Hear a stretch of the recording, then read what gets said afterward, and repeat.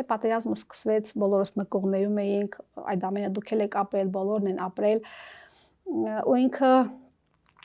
3 տարեկան դիմավորեց նկողում։ Հիմա գաղթի ճանապարհին ինքը այդ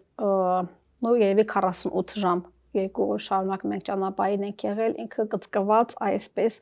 փոքրիկ կատվի ձագի նման ավտոյի ոտնատեղին, ոչ թե նստարանին տեղ չկա, ես էի ու 6 ամսական փոքր տղաս, ինքը այդ ոտքերը որտեղ որ դնում են, այդտեղ կծկվել է ու սենց կուչ է եկել ու այդպես մենք հասել ենք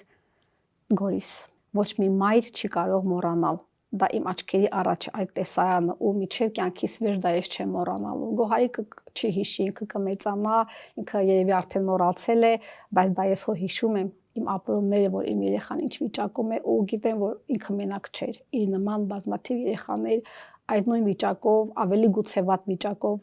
անցել են այդ ճանապարհը, գաղթի ճանապարհը։